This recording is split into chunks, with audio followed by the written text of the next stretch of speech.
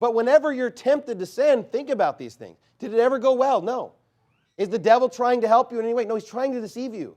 Sin is always going to hurt you. Sin is always going to harm you. Sin is a deceit today.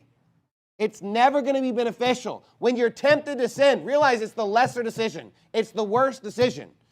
You know, just like a child is supposed to hearken unto its parents, honor thy father and thy mother. You know, children don't always understand every rule that a parent gives them. Eat your broccoli. You know, brush your teeth. Go to bed at this time. They don't understand all that necessarily. But don't you want them to do it? Isn't it wise for them to do it? And here's the thing. Even if you don't understand all of God's commandments perfectly, even if you don't say, well, why am I not supposed to eat of this tree of the knowledge of good and evil? There's a real good reason.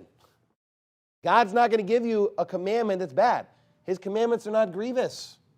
And when we look at Genesis chapter number 3, we have to realize God's commandments are always right. He has the best kind of knowledge. Hey, if you really want to be wise, learn God's commandments.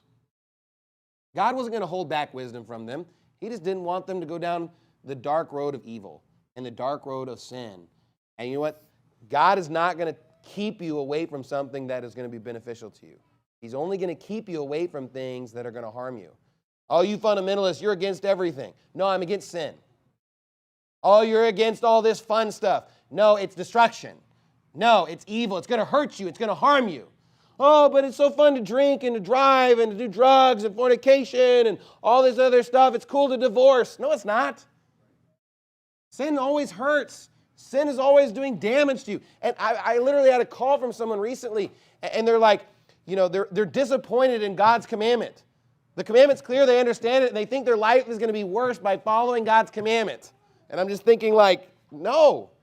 There is no commandment that God has given unto us that is going to ruin your life. What will ruin your life is the devil whispering in your ear subtly and saying, yea, hath God said.